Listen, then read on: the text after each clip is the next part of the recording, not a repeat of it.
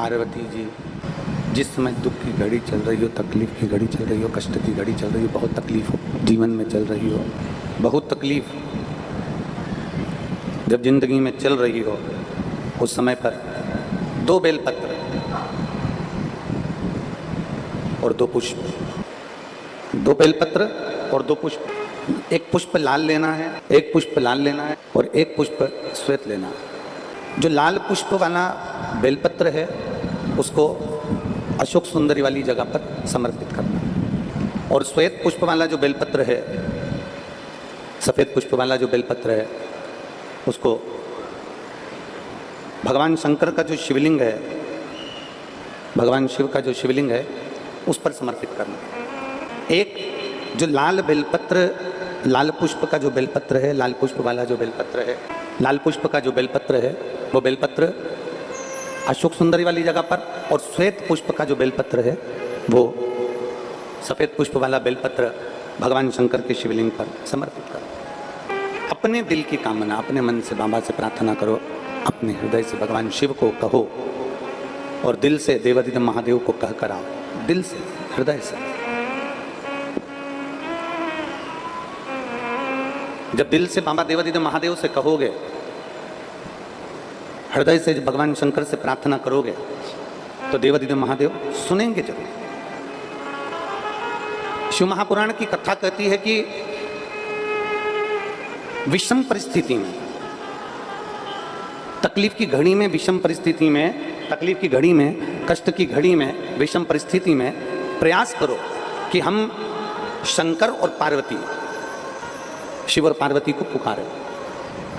विषम परिस्थिति हम भगवान शंकर और पार्वती जी का स्मरण करें। विषम परिस्थिति में हम देवादिदेव महादेव और माता पार्वती का स्मरण करें। कई लोग कहते हैं कि गुरुजी हम शिव जी को जल चढ़ाते हैं और देवादिदेव महादेव को जल चढ़ाते हैं, तो क्या पार्वती जी को भी जल चढ़ाने जाना पड़ेगा? पार्वती जी को भी जल चढ़ाने के लिए जाना है।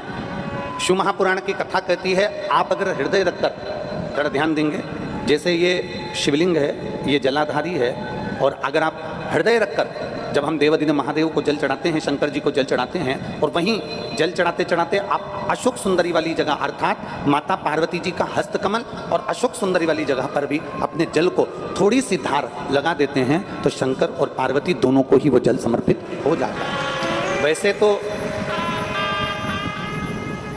शिव महापुराण की कथा ये कहती है कि केवल एक देवादिदेव महादेव को जल चढ़ा देने से, शिव महापुराण की कथा कहती है केवल एक देवादिदेव महादेव को जल समर्पित कर देने से 33 कोटि देवता, चाहे फिर उसमें गणेश जी हों, कार्तिकेय जी हों, जगदम्बा अम्बा हो, चाहे नवग्रह देवता हो, चाहे पंचलोकपाल हो, षोडश मातृका हो, 64 योगिनियाँ हों, सारे देवी देवता उस शंकर भगवान के शिवलिंग में विराजमान है। तो शिव महापुराण की कथा कहती है जब हम एक लोटा जल, जैसे हमने दूसरे दिन की कथा में एक बात कही थी कि अपने पितृदेव, अपने कुल देव, अपने ग्राम देव, अपने स्थान देव, अपने नगर देव, किसी भी देवता का अगर हम स्मरण कर रहे हैं और हमको नहीं मालूम कि हमारा कुल देवता कौन है, हमें नहीं मालूम हमारी कुल देवी कौन है, हमें नहीं मालूम हमारे पितृ कौन है, हमें नहीं मालूम कि हमारे स्थान देवता कौन से हैं, हमें नहीं मालूम कि हमारे खेड़े के देवता कौन से हैं, तो शिव महापुराण की कथा कहती है एक लोटा जल जब हम देवादिदेव महादेव को समर्पित करते हैं तो सारे देवताओं को वो जल प्राप्त हो जाता है और सारे देवता मिलकर हमारा कल्याण कर देते हैं। हमारे भीतर के जो खोट होते हैं, हमारे भीतर के जो अवगुण होते हैं, हमारे भीतर के जो दोष होते हैं, शिव महापुराण की कथा कहती है प्रयास करा करो कि जब कथा सुनने जाओ तो एक मन में संकल्प लेकर जाओ कि मैं जो गलत काम करता हूं उसमें से आज एक गलत काम शिव महापुराण की कथा में छोड़ दे रहा हूं, उसके बाद मैं कभी नहीं करूंगा।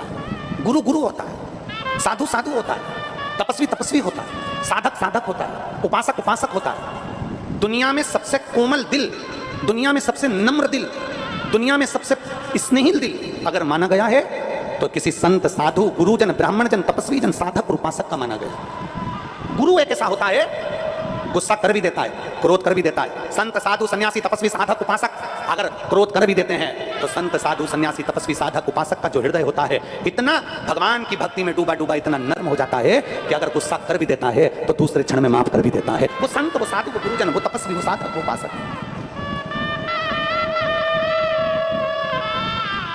वो तपस्वी, वो साधक, वो उपासक।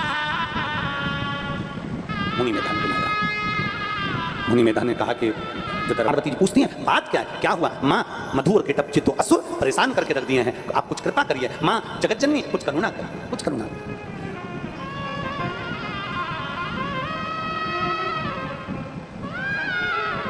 विनय करा, निवेदन करा कि अम्बे तू है जगदम्बे काली, जय दुर्गे घर वाली, तेरे ओ मैया हम सब तारे तेरे पर सिस्टर थप मारकर चिमटी खोड़कर रुलाते हैं, क्योंकि डॉक्टर भी कहते हैं आज रोएगा तो मरेगा तब तक रोएगा, क्योंकि दुनिया के लोग केवल रुलाना जानते हैं, शिव महापुराण हंसाना जानती है, मुस्कुराना जानती है। दुनिया के लोग रुलाएंगे, कभी बच्चों के लिए, कभी परिवार के लिए, कभी पत्नी के लिए, कभी कुटुंब के लिए, कभी जमीन के लिए, कभी जायदाद के लिए, कभी संपदा के लिए, कभी शरीर के लिए। पूरी उम्र बचपन से लेकर मरोगे तब तक केवल रोने में निकलना है। मुस्कुराने के लिए तो शिव महापुराण के ये 7 दिन मिलते हैं, खूब सेवा करो और खूब मुस्कुरा लो, ये जिंदगी के 7। और केवल शिव महापुराण के 7 दिन से मतलब ये नहीं है कि शिव पुराण के 7 दिन है, हमारी जिंदगी के 7 दिन है। रविवार, सोमवार, मंगल, बुध, गुरु, शुक्र, शनि, ये हमारी जिंदगी के 7 दिन है। इन 7 दिनों में खूब मुस्कुरा लो, क्योंकि ये 7 दिन अंतिम। श्रीमद् भागवत की कथा कितने दिन की होती है? बोलो बोलो जम के, 7 दिन की। गिरि गोवर्धन पर्वत को भगवान कृष्ण ने अपनी उंगली पर उठाया, कितने कोस का? 7 कोस। कितने दिन तक उठा कर रखा? 7 दिन तक।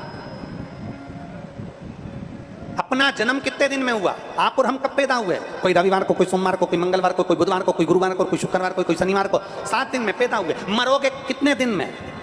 अरे बोलो तो जम के, 7 दिन में। अलग से तुम्हारे लिए कोई दिन लिख कर नहीं आएगा, इन्हीं 7 दिन में, रविवार, सोमवार, मंगल, बुध, गुरु, शुक्र और शनि, इन्हीं 7 दिन में जन्म हुआ, इन्हीं 7 दिन में जाना है। और यही 7 दिन की शिव पुराण कहती है। रविवार को जन्म हुआ, सोमवार को बड़े हुए, मंगलवार को ब्याह हुआ, बुधवार को बच्चे हुए, गुरुवार को बीमार पड़े, शुक्रवार को हॉस्पिटल गए, शनिवार को सीताराम हो गए।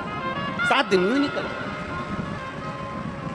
जीवन के 7 दिन ऐसे ही निकल जाते हैं मुस्कुराते। जिसने सेवा कर ली, जिसने चाकरी कर ली, जिसने भजन कर लिया, जिसने कीर्तन कर लिया, जिसने मंत्र जाप कर लिया, जिसने नाम जाप कर लिया, वह आनंद की सुख राशि प्राप्त कर लेता। मैं पूरे छत्तीसगढ़ वासियों को, गंडई के निवासियों को धन्यवाद देता हूं। इस गंडई हो तो चिंता मत करना, मेरे भोलेनाथ तुम्हारी सारी व्यवस्था कर ही देते हैं। ये शिव तत्व है, योग घड़ी है।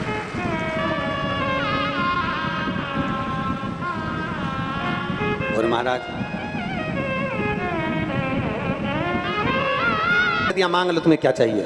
भगवान नारायण बड़े प्रसन्न हो गए, बड़े प्रसन्न, गजब। हमेशा नारायण से लोग मांगते थे, आज नारायण को मांगने का मौका मिल गया। और नारायण ने कह दिया अगर देना चाहते हो तो देव, तुम दोनों के प्राण मेरे हाथ से छूटे, मैं तुम्हारा संहार करूं, मेरे हाथ से तुम्हारी मृत्यु हो। मधु केटम ने कहा हम आपके हाथ से मरेंगे, पर शर्त एक है, जल में ना मरे, सूखे स्थान पर, थल पर मरे। भगवान ने अपनी जंघा पर रखकर सुदर्शन चक्र से मधु केटप का संहार कर दिया। और माता जगत जननी ने जो बुद्धि फेरी, उस बुद्धि के फेरने से मधु केटप का संहार। शिव कहते हैं